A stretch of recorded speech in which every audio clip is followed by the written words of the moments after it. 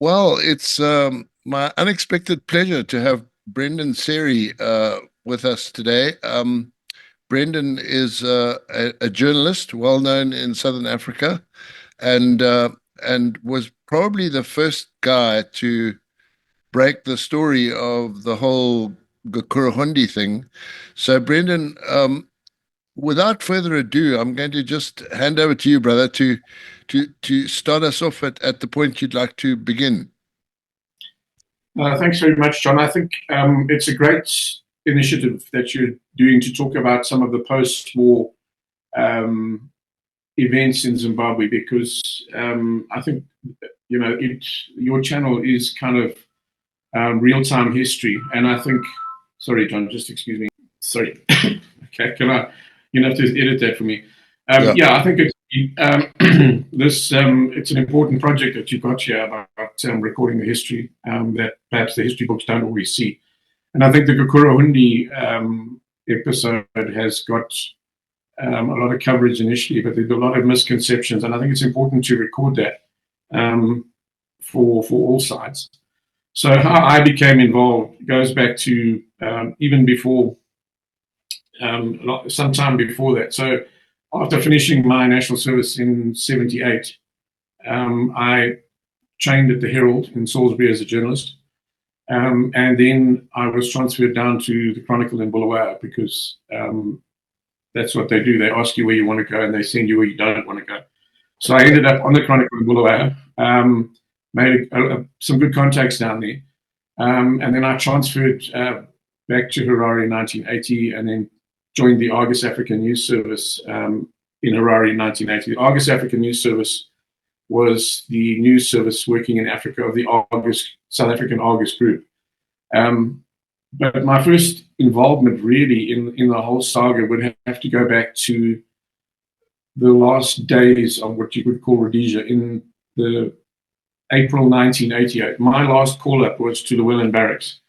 It finished on the 17th of April, and we were called up probably because we'd had previous experience working with Special Branch at a battle camp, assessing and training turned guerrillas, Zanwa and Zipra. So we were called up to the Welland when the first integrated intakes arrived. So we were on the parade square that day, and I'll never forget, the trucks arrived carrying the Zipra people and the Zanwa people. And as they debussed, they glared at us, all the white roadies standing there in our uniform. We all carried weapons, which we never did at Llewellyn during the daytime, but we were all armed, and we had live rounds too, just in case. And they spent about 5 minutes glaring at us, and then started glaring at each other. And from there was clearly no love lost between them. The hatred between Zanla and Zipra was quite stark, and I wasn't really that involved in that previously. And not long after that, they attacked each other in the lines, barracks at Llewellyn, and they were then detained after a squad of RAR troops from Depot RAR up the road were sent in to draw pick handles and sort them out. They were then chucked in trucks and taken to Kami prison. But that was the first indication, I think, that there was trouble on the horizon. That was then quickly followed by what happened at Ntumbani. Now, in Ntumbani, I was in Harare when that first broke out, but I followed it closely. And the interesting thing about that event was, and I'm not sure, there has been some coverage of how it started and how it developed. But certainly, one can't deny that ex-Rhodesian forces actually saved Robert Mugabe. I would say that's not putting too fine a point on it. Yeah. The RAR were involved in Ntumbani, and an Eland armored car shot out a BDM close to Ascot Racecourse. And I think, plus I knew friends of mine, the old man was a member of what they used to call the Keystone Cops, the part-time BSAP guys, and they were manning a roadblock on the Plumtree Road into Bulawayo. And a bunch of Zipra High Command ran the roadblock. They were heading to Ntumbani to take command of their troops, and they were just, eliminated by the cops, because they could at least shoot straight. So that then happened, and then it died down. And then after that, there was definitely a lot of persecution of Zipra elements by the Zimbabwe National Army, which was essentially dominated by Zambia. I think that can't be denied. Post-independence, they got all the top jobs. But I think an interesting point as a piece of background to why so much weaponry came across the border into Zim. Zipra had a lot of weaponry stashed at Guai River Mine, and that relates back to a thing that Seery talked about called the ZHP, which was known as the zero-hour plan, put together allegedly by Zipra, but probably by their handlers in Moscow in the late 70s. And that idea was to have two simultaneous bridgeheads, one at Vic Falls and one at Kariba, and to cross there. And objective number one was to eliminate the Rhodesian army. And then objective number two was to eliminate Zandla.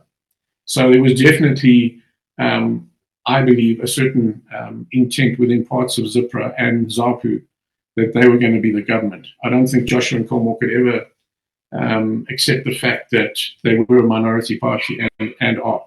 And that's the hard truth of it. But that's of some of the background. Now, a lot of that weaponry was stashed in caches all over Matabeleland in the early 80s. And against that background of persecution, really, of Zipra people within the ZNA, a lot of ex-Zipra people went back to the bush. They became what was known as the dissidents. And some of them were operating sort of independently and on their own, but there were definitely groups who were being armed by South Africa. And I say that because in one specific contact, they recovered ammunition, AK ammunition, which was dated 22-80. So that ammunition was supplied after independence, and it's likely it came from Bulgaria because the South Africans were importing weapons from Bulgaria. I covered a later example of these weapons with the Cameron Commission in the early 90s in South Africa, where it dealt with all sorts of arms imports and exports. And one of them was they were bringing in AKs and ammunition, primarily for UNITA. And the weapons had no serial numbers on them, and they were reblued, I think. So they were totally anonymous weapons, but they were new. So that was one aspect. There were definitely other groups that were doing their own thing. Following on from that, and it was, if you think about what the South African policy of destabilization would have been, so they had enough Zipra people running around by themselves and others. In early 1982, probably mid-82, a bunch of Australian, New Zealand, American, and British tourists were kidnapped on the road between Victoria Falls and Bulawayo, just outside Lupani. My then Bureau Chief, David Thomas, South African, he had very, very good contacts in the CIO. I mean, I was still a lightie, so I didn't, I was really wet behind the ears. But I was available, not married, not attached. So they stuck me in a chartered plane, and we headed to Wankie, and then we hired a car and we started driving down the road, having no idea where this would be. We popped in at the Lupani police station, and they told us basically to bugger off. We carried on about 10 k's down the road, and on the side of the road there was one of those old Bedford RMs. If you remember them, those were those forward control Bedfords, but the RMs, not the RLs. And it had been converted into it had sleeping space and place for people. So basically these were cheap hikers going around Africa. And then sitting on the side of that road, digging AK rounds out of his radiator was the tour leader. And so we covered that story and then headed to Bulawayo to file, because that was in the days before computers. So we had to go, and I had to write a story. My photographer, Alexander Joe, had to file the pictures via landline. And that evening or the following day, when we were in Bulawayo, we got a call saying, listen, someone's blown up the Air Force. The Air Force of Zimbabwe has been blown up. So early the next day, we got in the car and headed up the road to Gweru, to Thornhill. We arrived quite early, found I suppose what you call a B&B place to stay, dropped our stuff. But we took a drive around the perimeter of Thornhill, and you couldn't see anything because it was too dark. So we went back, had a cup of coffee, came back at about 7:30. And it was quite bizarre. You could see tails of aircraft, hunters and hawks, sitting at really strange angles behind the blast walls. And AJ was shooting pictures, and as we were driving around, we suddenly had a company Land Rover with twin MAGs following us and looking very angry and serious.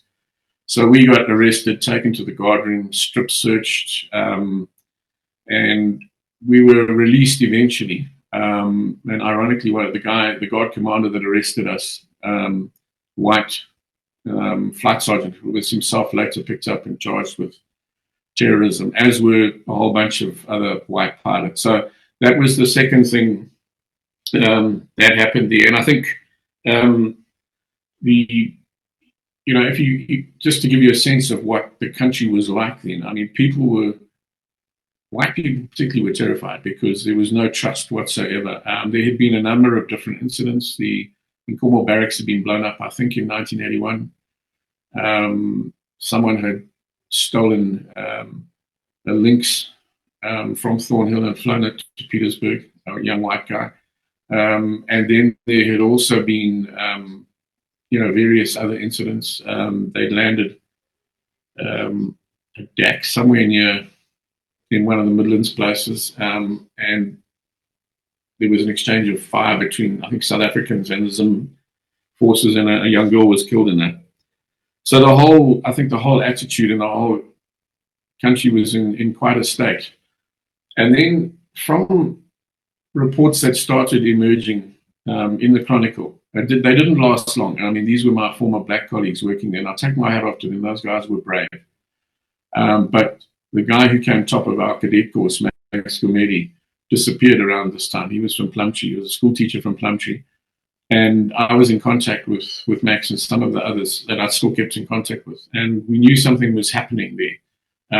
And this would be probably mid-January, early February 1983. At the same time, Lookout Masuku and Dumiso Debeng were on trial for treason in Harare, the Zipra High Command, basically. So when we started hearing about these things in our office, the sort of sources from the Chronicle dried up quite quickly because I think people disappeared, people got threatened.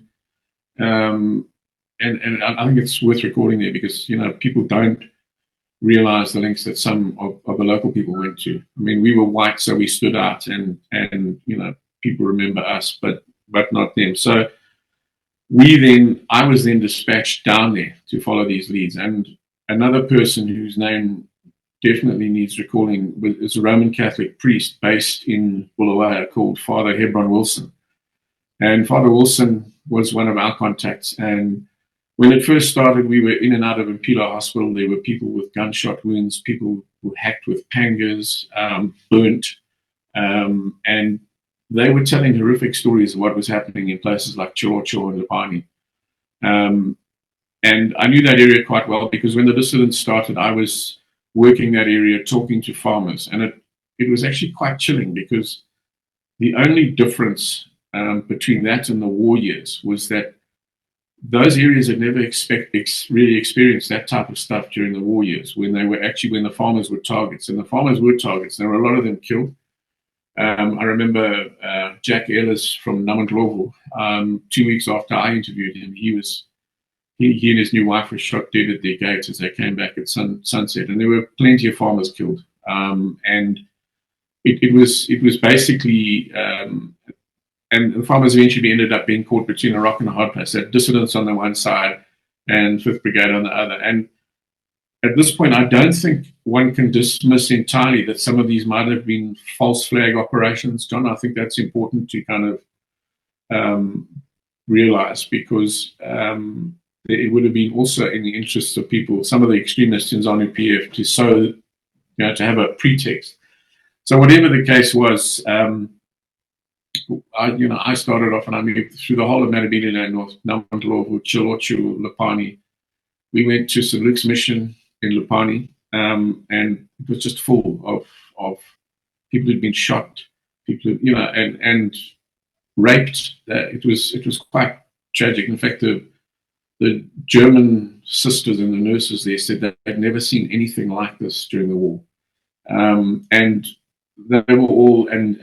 I think as well when the Catholics were working with, and Hebron Wilson was one of the the main sources for the Catholic Justice and Peace Commission when they did the Gukurahundi report later on, in a couple of years later.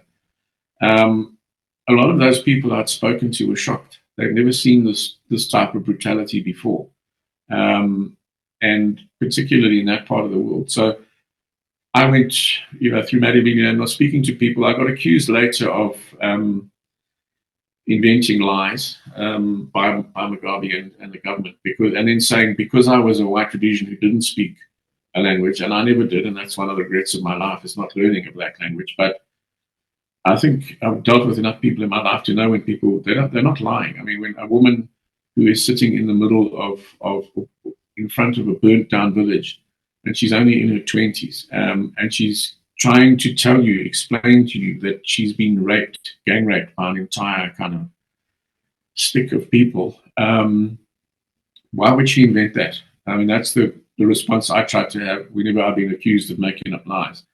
And we saw a lot both in Manabidi and North, and then there were also incidents in the South. I remember I found my ZAPU contact said to me, listen, they pulled about a dozen young men off a bus near Fig Tree. They gave me the milestone. I mean, you'll know Rhodesian roads were very well, every half a kilometer there was a stone. So they would basically say it's a 63.5K peg on the Fig Tree, and you drive off there and it's about 200-300 meters off the road. Well, it turned out to be about half a K. So I parked 200 meters off the road, and then as I walked down the road, I could smell that dead body smell. And I found eventually, by following my nose, I found probably, I didn't count, but looked like about 8 to 10 bodies that had been put together, and they tried to burn them. Not very successfully, because I think they tried to use diesel. It's very difficult to ignite diesel. I mean, that was quite a shock. I mean, when I think about it these days, I think I was a bit stupid, young and dumb, as they say, and walking around with a camera in jeans and a t-shirt, and it's trackless country that you'll disappear. So that I had a couple of experiences like that. One of the things I think, just to go back to talking about from Hannes Wessels, your previous interviewee, that sparked my interest in this, when he talked about Lionel Dyke and the Para Brigade as it was. Lionel Dyke's people were brought in initially when the tourists were kidnapped in '82, and we photographed them beating the living daylights out of a young guy on the side of the road somewhere north of Namaklovu. And it's now gone worldwide as a beating by the 5th Brigade, but that wasn't the 5th Brigade, because the 5th Brigade would never leave someone alive. That's my view of it. And Lionel Dyke was very professional, and so were his troops. They were excellent soldiers. And they were also, at one stage, the British SAS were involved in that. They landed one day in a chopper and tried to make like sandbags in the back of the chopper so that they wouldn't be seen at the particular business center we were all sitting at. And we later got Dyke to confirm that they had been called in to help. But people who know that area, particularly on that Bulawayo Vic Falls Road, Lupani sort of area, you can probably lose half an army in there and you wouldn't notice. The teak forests are so thick. It's a very difficult area to survive in. There's no water, lots of trees, so everybody thinks it's a verdant place, but it isn't. Anyway, that's just an aside. So I was writing, and it wasn't only me, but effectively it was myself and a guy called Andre Fodun, who was then working for South African Associated Newspapers. Once the guys in the Chronicle were scared away, we went down there and we were covering it. And the interesting thing was there were a number of British journalists based in Harare in those days. And they wrote us off. They basically said, well, you've got some Dutchman and a racist Rhodesian writing crap. And I mean, they didn't believe us. But because I was working for the Argus company, these stories started appearing on the front page of the Star, the Pretoria News, the Argus in Cape Town. And they eventually couldn't ignore it. And they started getting callbacks from London. And at a stage, they couldn't ignore it anymore. And then that's when the foreign media started to become involved. And I'll never forget, I set up to take a bunch, 3 or 4 foreign journalists out to Tabazinduna, which is on the Harare, the Gweru Road outside Bulawayo. It's about 20 k's out. It's opposite the turnoff to the Welland Barracks. And we walked in there, and it was eerie. I mean, you'll know, John, having been in the bush, even when you're in a situation where you're in contacts and you're in a village, there's always some kind of life. There's a dog, there's a chicken, there may be kids somewhere, there are people. There was nobody there. It was like a neutron bomb had hit the place and destroyed all the people and left the buildings. And it was quite creepy. And we went around this village, and eventually, in probably the only brick building there, it had a 2-room brick building. We found an old guy hiding under the bed. And he said that he hid because he heard the vehicles and he thought it was the army coming back. And I'll never forget this guy. You know, the ZAPU people said to him, listen, there's some journalists here. So he said, well, hold on. And he went and he got his only jacket and his only hat. There's an old guy with, you know, white beard like mine, I suppose. And he sat there, and it really kind of, that kind of only African dignity that you see, and it does, it's a real thing. And explained, just from standing there, he named 14 people and pointed out 6 or 7 graves, newly dug graves in that area. And it was quite stunning. I mean, the British hacks that were with us were, one of them said to me, he said, my God, this is terrible. I can't believe this. And I, of course, then I couldn't resist. I said to him, I said, Steve, funny enough, no Salusgatia. And he just looked at me, because that was the whole thing. Everything that ever happened was a Salusgat. So, and I think a lot of those, the scales fell from the eyes of a lot of people. People love Mugabe, particularly the Brits and the journalists, because he'd been so oppressed. He was like the Mandela of his age. I think we mustn't forget that. And, but there was that bitterness or whatever. But at that stage, everyone loved him. They could not believe it. So first of all, they blamed us as being racist to Afrikaners. And then when they did start coming up from Johannesburg, Holger Jensen, who was then the bureau chief of Newsweek in Johannesburg, was deported for writing that 500 people had been killed. I mean, even at that stage, my estimate was probably around 2,000. And that was in the first phase of the Gukurahundi thing. And he was deported. Then they deported Nick Worrell. Then they deported someone else. So Mugabe was deporting people. And then one day my bureau chief called me, Robin Drew, who was the last white editor of the Herald, by the way. And he said, listen, Justin Yorker wants to see us. So Justin Yorker was the head of information, director of information based at Linkwenda House in Harare. And he said, I don't think you better come along, because this is about you. So when he went there, he was subjected to a long tirade about why is this man writing lies, that whole thing. They all lying to him. ZAPU's lying to him. It's an invention. It's not true. He's being paid by the South Africans. And then he said, right, he doesn't have, we're going to deport him. And Robin said, you can't deport him because he was born here. So then he immediately came back, well, then he's an enemy of the state.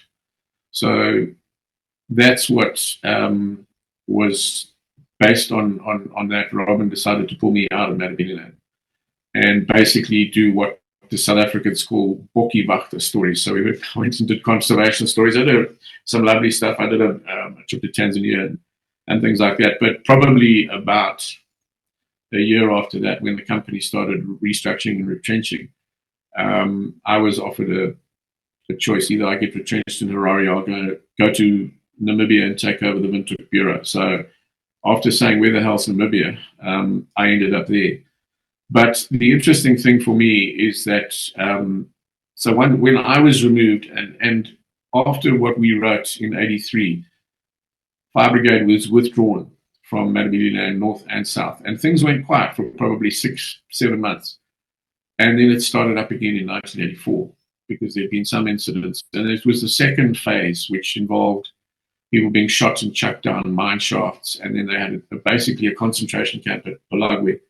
That second phase was what a lot of people think was Gukurahundi. It wasn't. It was equally as bad, but it had been going on for at least a year. And that's when, I also want to put the record straight about Peter Godwin, or people who believe Peter Godwin was the great white pope who revealed this. And Peter Godwin only started reporting about Gukurahundi a year after Andre Fullion and I were involved in Matabeleland. And it caused a lot of trouble, and fair enough, the more the merrier in terms of exposure. But yeah, I think for me, the overall thing about the Gukurahundi, it definitely was a massacre. I'm not sure of what I would say in terms of numbers, but whatever, I don't think you should ever talk about massacres or even genocides in terms of numbers. What I do know, and I remember talking at the time, is that this story is never going to die, simply because in Africa, you can do whatever you want to the media. You can silence whoever you want, but people, they convey their history through their passing on the stories. And I often meet Black Zimbabweans down in South Africa, often as waiters. And when I ask them where they come from, George or Namandlovu, I say, okay, how did you end up here? And some of them ended up here because their families left to Botswana. And everybody knows the story. And that's going to be part of Indabele history for all time. And it can't be written off. So I just thought I'd bring a bit of a perspective to that for you, for people. There is a lot of other things. I think that post-war, post-independence era needs to be looked at. And I think in an open and honest way as well. Brendan, the background to this whole thing, was it just tribalism rearing its ugly head, or was it deeper than just tribalism? I think, John, that those of us who worked and lived in Africa will know it doesn't matter how liberal you are or how you cannot dismiss tribalism. Ethnicity is a huge, huge driver. And if you have a look at the politics of Zim, Zapu was Indabele, Zanu was Shona, and that was definitely at the root of it.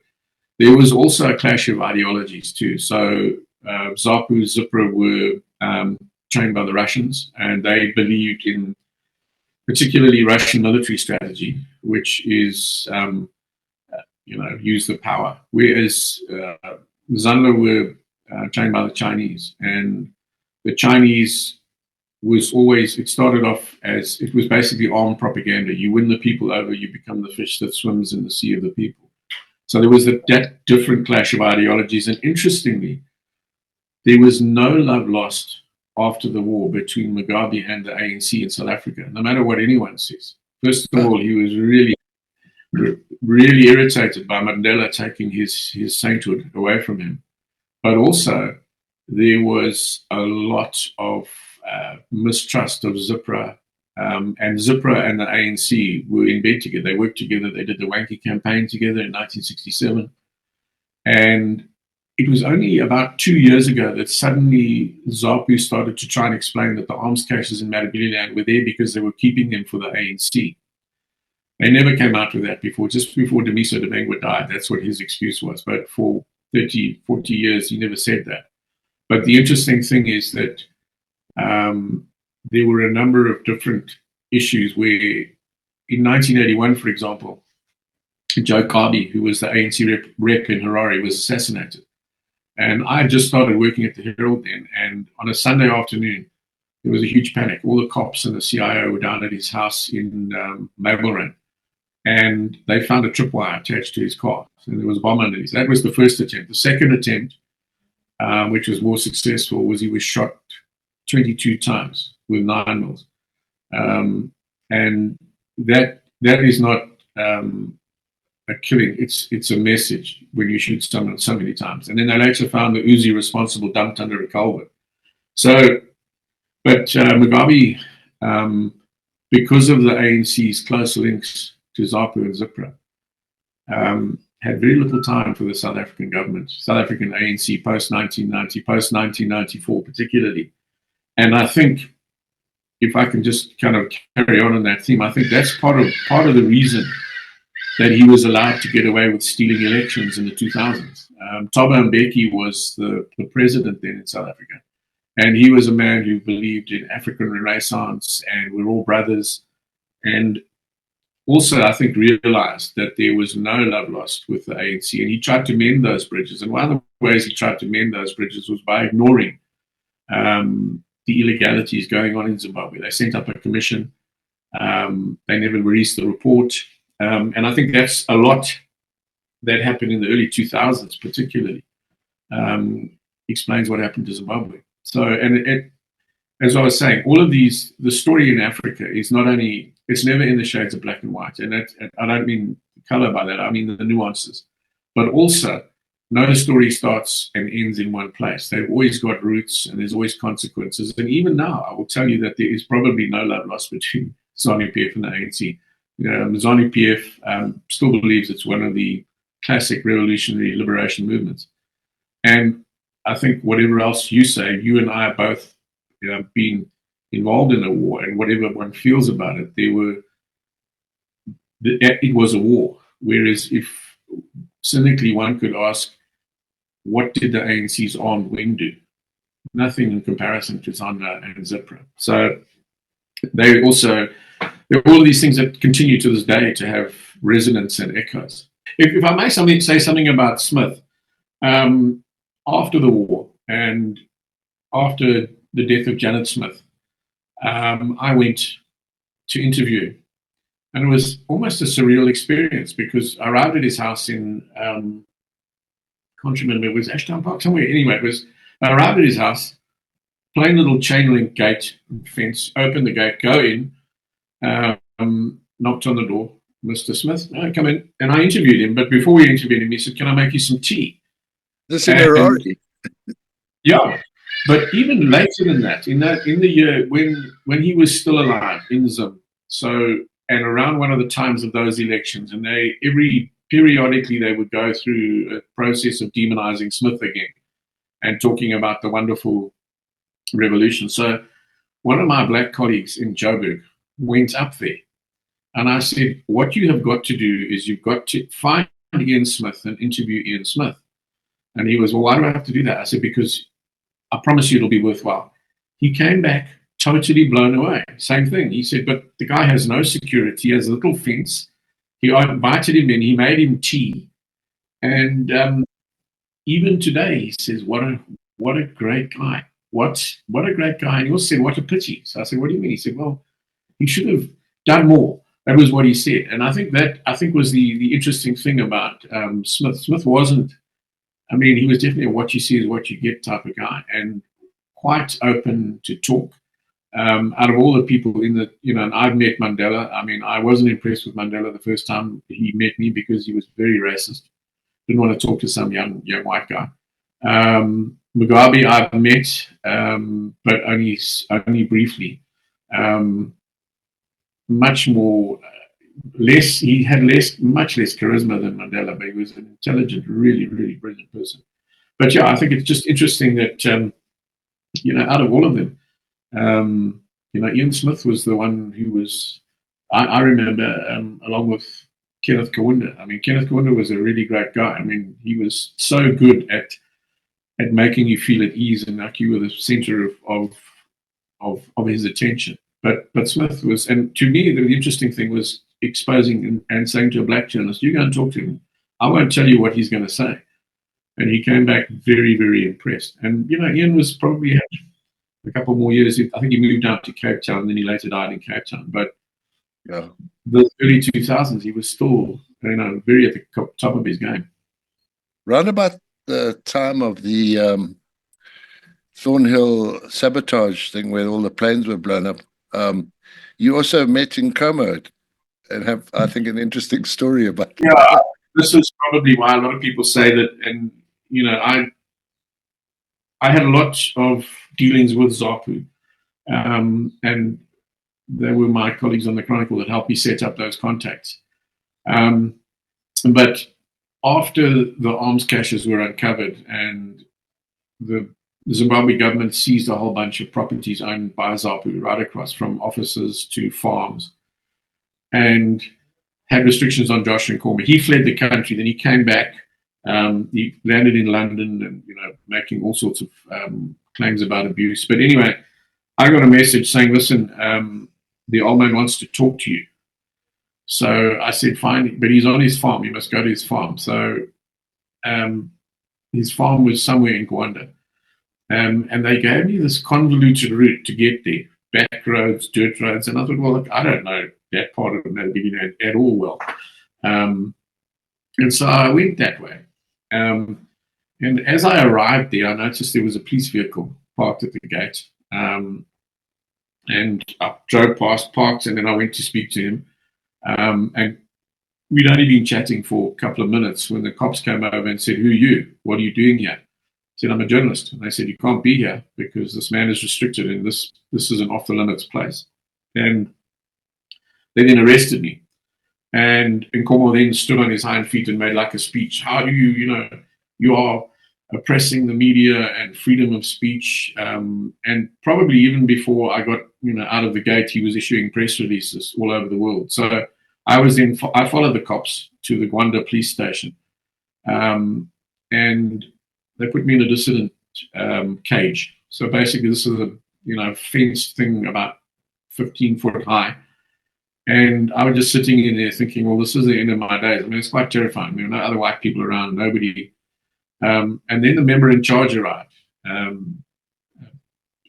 black inspector, and he said, "Who's this man?" And the other cops told him. He said, "You can't put him in this. Come." So he invited me into his office, sent one of his Batman or whatever to go and get tea for us. And we had tea and a very polite conversation. And he said to me, "This old man has used you." So I said, "I know, I can see that." Because it went all over. Journalists detained. My family in Joburg heard about it before my girlfriend did. And people were, my folks were called from people in Joburg. It was on 702 because Josh had put it out there. And yeah, I mean, I was cynically manipulated. And I think he was very good at doing that, with the media. And so that's why I always say to myself, if someone's telling me that Josh Nkomo was the unsung hero of Zimbabwe, I'm going, hang on, no. If that's the kind of thing you're doing, I wouldn't have trusted the guy. I mean, he was greatly charismatic, far better than Mugabe was. But, and that's my personal experience. And that's why then afterwards I did a bit of digging about the 0-hour plan and the arms caches. And I kind of go, well, my view is if he'd had the chance, he would have slaughtered as many Shonas as they slaughtered in Gukurahundi. And I think you're spot on. It's those old entities, they don't die. And then these go way back. I mean, they go back to, Mzilikazi and his people occupying southern Zimbabwe when they were kicked out of South Africa by Shaka. So, and a lot of people will say, and this back to what you were saying about why the Brits and people deified Mugabe and Mandela. I think it was probably basically an attack of colonial conscience. I think they realized what they had done. I mean, they were probably certainly not as bad as the Belgians in Africa, who slaughtered left, right, and center. But and if you think about the 60s, 70s in the UK, very kind of leftist time, very kind of, that's where that culture of health and safety started, basically, and being politically correct. And I think that there was particularly with the British hacks, there was this, but Mugabe, they'd interviewed him and he was charming and he couldn't possibly do something like this. He couldn't possibly send his people. And then even later, still now, people try and make excuses and say, well, it wasn't him, it was Mnangagwa. And this is why Zimbabwe's in such a mess now. Well, Mnangagwa ran the CIO, but he didn't take decisions, I don't think, that wouldn't have been approved by Mugabe. So that Gukurahundi its responsibilities on all of them, from particularly Mnangagwa. But all of them were rabble rousers. I can't remember. One of them was, there was a real, Enos Nkala. I was there at White City Stadium in Bulawayo, where he called the Inabilis cockroaches, and he was one himself. And that was one of the things that sparked a lot of the exodus of people out of the ZNA and the dissidents. So, yeah, I mean, and people still now try to say, well, it wasn't Mugabe, it was other people around him. I don't think so. They're all responsible, basically. Gosh, Brendan, that's very interesting, my brother. I know you have a ton of other stories, and you've actually pretty much got a book. Has your book been published yet? Or not yet, John. I've got to, you'll know what it's like. I've got to take out all the bad words. Okay, yeah. shrink by about 25%. Yeah, it's I'm just basically having a revision of it at the moment. I was asked initially about 10 years ago if I'd write a book about the Rhodesian War.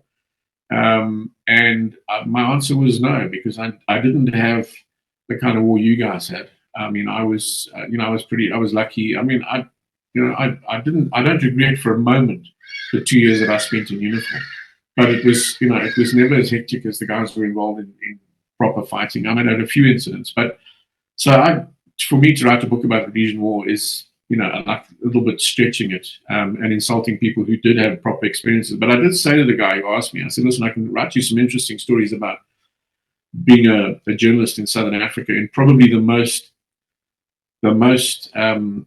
newsworthy time, in the last 100 years. And I mean, I've been fortunate.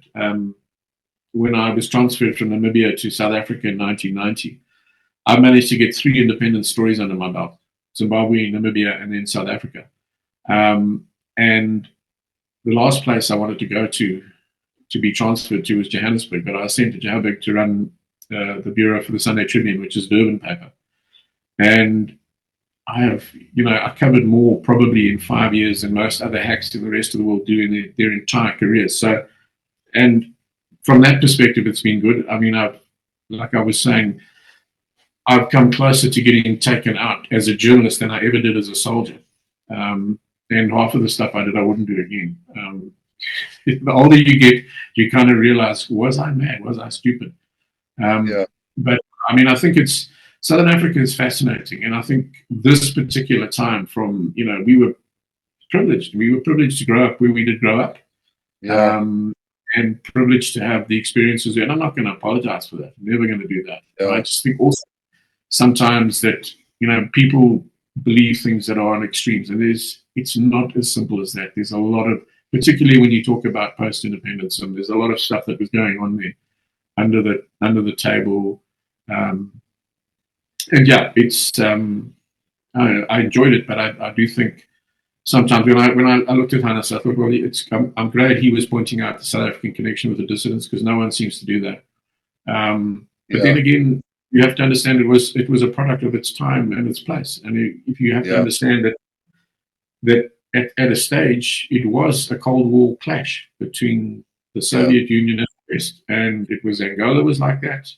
And effectively Rhodesia was. And I know everyone's... Mozambique, Exactly, and Mozambique. And, a lot of people think we got sold out. We were expendable in terms of geopolitics, I'm afraid. Gosh, that's been fascinating, Brendan. Thank you so much. I really appreciate your time. Please feel free to weigh in on any other stories you hear from this channel, because I know you, as you say, you have a very wide background, and you've met a lot of people, and you've covered a lot of stories, far more in depth than us casual observers. I mean, a couple of months ago, you did a piece on Michelle Sigmuller, who was one of my mates at school. And it was fascinating just to kind of see what he got up to, because I'd heard various stories. I mean, when we were at school, just to give you that background, we were in, so he went to, his parents came, they fled the Belgian Congo, I think. And I went to school at first time with him at Hatfield Junior School. Then we both went on to Alan Wilson. And when we got to M level, he and another mate of mine, Simon Tickle, they went and signed up with the Air Force. And they got in, and I chickened out because I thought, my eyes are not good enough. And so I regretted that for years. And then in 1979, I reapplied for the Air Force when I was working on the Chronicle. And I passed the aptitude test, and then I chickened out again. I said, I don't think, boy, did I get cucked. And they sent a squadron leader down from Salisbury, and a flight lieutenant, HR woman from Guala came. She shit on me in the Chronicle newsroom there. How do you dare you waste our time? This is the best aptitude test we've seen in years, and you're wasting our time. But, that's the way, that's what life does. I mean, it's where you go.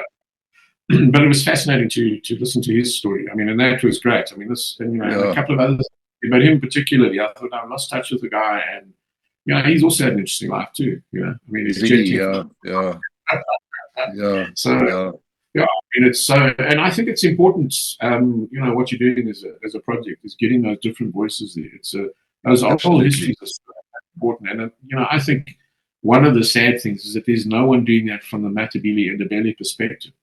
They Yeah. should be sitting. I know a few guys working on projects up there. Some black guys I follow on Twitter, and I've been asked to take part in a couple of debates, and some of them haven't liked what I've said about Josh, but I've got to be honest. And then I've been accused of now I'm a Gukurahundi denialist. How can I be a denialist? I was there. I saw dead people. I saw what happened.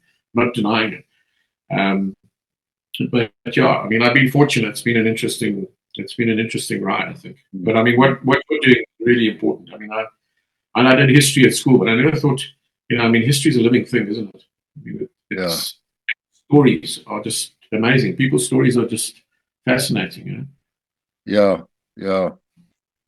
Yeah. I mean, when I first started this channel, I realized that going back to prehistoric times, cavemen living in sitting around the campfire, the storytelling they were the rock stars of the tribe, the storytellers. and it's a totally underrated skill, telling stories. And that's how they passed on their history, was through stories. I mean, we were up at Johannesburg over so I just went there for one night on some PR jolly, but there were 3 journalists there. And the staff, the lodge staff, the ranger and the lodge manager, we were sitting around a fire. And one of the journalists, the woman, she just said, listen, you have to understand that journalists talk the hind leg of a donkey. And I just said to her, there's a lot of disabled donkeys in the world. But you're right. It's about, the stories that you can tell. And, hopefully, one of and this is why kind of between you and me with Peter Godwin, it's like that wannabe syndrome. And I've learned that, especially working with people in special forces, ex-special forces. So about 15 years ago, there was there was that attempted coup, the Wonga coup in Malabo in Equatorial Guinea. And the government here was getting very, very heavy with ex-special forces people and people who were going out of the country to do military service. So I got one of my guys and I said, listen, you've got to come and do some stories about the special forces. And I went to SWATCOM. And these guys, they don't talk, but they were told, you will talk to this journalist and you will tell him. And, they're fascinating stories about, like, the 2 guys were on the hidden in the bank in the Kwanda River. And after they'd blown up the bridge, and there was an Mi-24 flying up and down, literally 30, 40 meters away from them. And they had one of these handheld rockets and they were saying, should we take it out? Should we take it out? And the one guy said to me, I never told that story to anyone, but he was told to tell it. Listen, because by revealing those stories and also by showing everybody that the professional special forces people are an asset to a country. And if you're a professional soldier, you're loyal to the government of the day. That's what people don't realize. People trained in this, and we were trained in the British way. That's what it's about. Yeah. And it was just fascinating to me just to listen to all of those things, because those stories are, and the ones I've heard since then, I mean, they will blow your mind, because those haven't even been released. I was helping someone with a book which is just eye-opening beyond all belief. I mean, these guys trained UNITA special forces. Yes. And UNITA special forces went into Lobito once on bicycles and caused incredible destruction. Yeah. And there was one, I think the Rekis here deployed people to go and destroy aircraft at Kahama and places like that. Yeah. And I think what they got compromised just as they were about to go and place the explosives. But like a couple of weeks later, UNITA put that entire airstrip out of operation, and they didn't blow up a single aircraft. They just dug ditches and mined the runways. And that closed them down for 2 weeks, which is what they wanted to do. So, I mean, I think it's, and also one of the things that you recognize is that, I did say this to what was then the Southwest Africa Territory Force. I said to them, listen, when they kind of bullshit you about we're doing this and that, and I said, the first casualty in any war is truth. So how can I believe you? But the one thing I know they did bullshit was that sometime in about 87, some Cuban pilot lost his way, always defecting, and he ended up putting his MiG-21 down in a mealie field near Grootfontein. And no one knew a bloody thing about it and I remember speaking to the cops. They said they got a phone call from this farmer saying, "Listen, I've got a MiG in my field." And they said, "No, fuck you, you're drunk or whatever." So then we went roaring out there apparently in this Land Cruiser, and they came around the corner and shit, there was a MiG there. The farmer was sitting on the stoop drinking coffee with this Cuban. And later on, I mean, they got so pissed off at me because the cops told me that story. No reason for them to lie. The military cordoned off the whole area and wouldn't allow anyone in. Even they threatened to shoot down Hannes Smith, who was the editor of the Windhoek Observer. He chartered a plane and he flew over the area. And they said, if you come here, we'll shoot you down. And they claimed to have known about it. They knew nothing about it. This guy penetrated 300 kilometers south of the border, and no one knew he was there. So much. And they tried to cover it up. And, when I pointed it, they didn't like me, but particularly, I said to the SADF once, I said, they said, if you want to report for us, you must be accredited. And I said, I don't do that, really. So I reported on what happened in Namibia. And then when I came to South Africa, I started to try and do a little bit of defense stuff. And they said, no, you must be accredited, otherwise you can't do it. So I'd already made some contacts in the military, and eventually they let it slide. But because we got involved in a lot of stuff like, dodgy military intelligence stuff. But also, I remember speaking to this brigadier one day. He said, "Why do you write such shit about us?" So I said, "Well, maybe you should stop causing shit, sir." I live in next to you, and I said, "If you do something good, I'll run it. And I'm not biased, but if you do something." And about 6 weeks later, I get a call. "Hello." So I said, "Hello, brigadier." He said, "It's me." I said, "Yeah, no, I recognize your voice." He said, "Well, here's something. There is a cholera outbreak in Balfour, and we have just sent 7th Medical Battalion there." So I said, "Thank you very much, sir." I went straight down to the Star News Desk, told them within an hour they had a reporter and a photographer out there, and it was a front page lead the next day. And my phone rings. He said, "Yeah, I saw the story, in the Star and the Pretoria News too. So you weren't lying." I said, "No, sir, I don't have anything against you guys." And I had that kind of love-hate relationship with them. But these days, you cannot get anything in about the military because they've shut it down. Not only because the ANC doesn't like publicity, but also they're just a bunch of incompetents, Yeah, you get sitting there doing nothing. But that's a whole other story. The Mi-24, is that who those recce's nearly shot down? Is that a Russian Hind attack helicopter? No. Okay. No. Yeah. The stories there are just, there's another one where, they were working in so far behind the lines that they were kind of working in some of them in two-man teams. And this wasn't recce's, this was MI, Military Intelligence Directorate of Special Tasks, Southwest Africa, which was run by Les Rudman, who went on to become CEO of Special Forces. So, one night they walked into a FAPLA position, and they were challenged by the guard. And they fortunately spoke a bit of Portuguese. They let them go. There's kind of stories like that. There's, really, really interesting, fascinating stuff. It deserves to. But one of the things that they did tell me was, and this whole myth of Quito Carnaval, that's a myth, and the Cubans were there not because they were being paid to be there. So Castro was being paid $100 a day per soldier, plus he was being supplied the weapons by the Russians. That's eventually, if you think about it, one of the reasons that the Berlin Wall came down and the Soviet Union started crumbling. So what happened was they were sending billions of dollars to Angola in terms of arms. And then they had Afghanistan suddenly happen. And they had to, they couldn't supply both of them at the same level. So the Afghanistan guys were kind of a little bit pissed off. And they also, that was their Vietnam. It was a war they never would. Yeah. That disaffection then started the ball rolling. And it all happened together in the 80s. And it was all sorts of things, the conference towards the end of the 80s. And as I say, Yeah. I mean, history is fascinating. I mean, it's got to be told and explained to people. These days you hear a lot, if you follow US politics and all the rest of it, about how the legacy media has been weaponized. And so, yeah, I suppose the media is not always non-partisan, eh?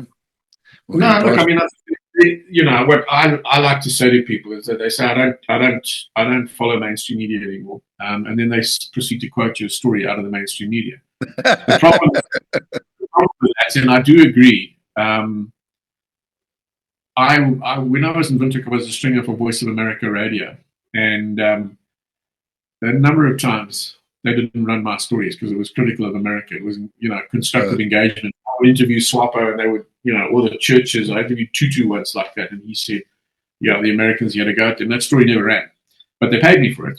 So I know about things being twisted. But the point is, and the American media do certainly have some kind of agenda, but the reality is, if the alternative is too terrible to contemplate, because social media and with AI now, they can produce anything.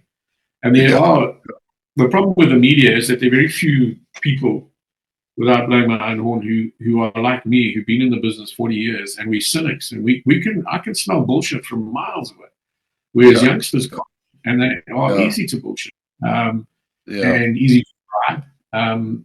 But also, I mean, legacy media like our, we're in the process of crumbling as well, because we made a bad business decision 20 years ago that the internet was our friend. It's not your friend. I mean, it's just destroyed newspapers. I mean, I think there is that thing, but I just need to say to people, look, the thing about a newspaper, which one of my reporters said to me the other day, what I like about how you do things here is that you allow all kinds of voices. And that's the point about running a proper news operation. Is rule number one, you're not the target market. I used to say that to my reporters on the Saturday Star. I said, you're not the target market. Don't write what you're comfortable with. Don't write what you believe in. I said, because if I ignored that rule, I would fill the Saturday Star with Subaru's and Jennifer Aniston's ass. As far as I'm concerned, but there might be some misguided people who don't find it interesting, and they just looked at me, and I said, "Oh." And then I've had all sorts of different things. You don't have to agree with it. I mean, obviously, if it's incitement or whatever, but sometimes you need to have the other side. I mean, the problem is people like the EFF don't like to talk to us because they think we're fascists. I don't particularly care about that, but I mean, it's just that the media as we know it, is crumbling. Sad to say. I mean, I've been lucky. I've had a great career and lots of time to do things, but artificial intelligence. I mean, my people are already starting to use it. You know that. You can pick it up. There's certain ways, but you can't prove it. Suddenly a guy who stumbles over his words, and I have to do a lot of rewriting with some of my people. Suddenly it arrives and it's word perfect. Yeah. And I know for our videos, these Fighting Men of Rhodesia series, when you publish a video on YouTube, you have to enter the metadata, if you like, and you have to answer a whole lot of questions. And one of the questions is there any AI in this video? Is there anything that's been altered that appears to be real but isn't real? Blah, blah, blah. And you have to just answer yes or no. But I'm a bit... I have friends who are my age or older than me that are very skilled in AI, but I haven't gone down that road. I'm like, you can't teach an old dog new tricks, The effect to me, what you're being is you're an historian basically, and journalism is what they call the first draft of history. You cannot afford to kind of. I mean, it offends me when plagiarism offends me badly. I mean, it's happened. It happened to me a couple of times. I mean, one of my introductions to a piece that I ran in the Star, the first paragraph was lifted lock, stock, and commas and stuck into the Washington Times. And I only found out about it later. then, we even had, when I moved to Winthrop, what was quite interesting is when I moved there in 85, I started reading all the copy that had been sent through by the guys that had been in the bureau before. And while they were waiting for me, it took me about 6 months to get a work permit from the South Africans, and they buggered the company around. Eventually, I got there, and I started reading from the time I arrived backwards on the files. And we had a guy who was there just before me, and I met him in Joburg. We had lunch with the bureau chief, and he was telling me about everything. And I read one of his pieces, and it was really good. And I'll never forget, it was that it's dawn over the bushveld. There's a clatter of rotor blades. There's dust, and then suddenly comes what we used to call the sky shout, with the big speakers. Yes. And the message comes, give yourself up, Swapo, before we come and kill you. And I thought, this is dramatic stuff. So then I carry on reading back. 2.5 years before, exact same piece, word for bloody word. And how you can actually plagiarize your own colleague's work, I don't know. You can take threads of it. But apart from the fact that he was so lazy and he stole it, the reality is that in 1985, that story was incorrect. In 1983, it was correct because there was a big Swapo incursion that came south of the red line, the veterinary line. So that was just basically in line with the bottom of Etosha. That was the biggest incursion into Namibia by Swapo, by Southwest Africa. In 1985, there was nothing happening. They were struggling to get a foothold in Abambaland. And that's what pissed me off about that guy. And then later on, I discovered that he had made a name for himself when he worked for the Star, because he was arrested by the security police, and they wanted him to name his source about a story he wrote about a meeting in Soweto where they had all sorts of revolutionary thoughts and stuff like that, and he refused to. And he became a kind of like the cause celeb of the international journalist community because he was such a brave man. I go, fuck you, you never wrote, you invented that story. Because they're serial offenders, those people. And I now know, and anyone says to me, what do you think of Gary van Staden? I say, I'll tell you what I think of him. Because I've got a long memory and I know where the bodies are buried. So, but if you can do that to your colleagues, I mean, and that's what AI is. It's using someone else instead of your creativity. Anyway, and I'm glad you don't do that, John, because I think that would, because what you're doing is it's the chronicling of history through the voices, and you can't afford to mess with that. It's got to be as genuine as possible. Anyway, Brendan, I've taken up too much of your time. Thanks. I really enjoyed it, and it's great. I mean, I'm happy to help, and I'll keep an eye on things and see what happens. Let's keep in touch. Thanks. No, definitely. Okay, thanks, Zach.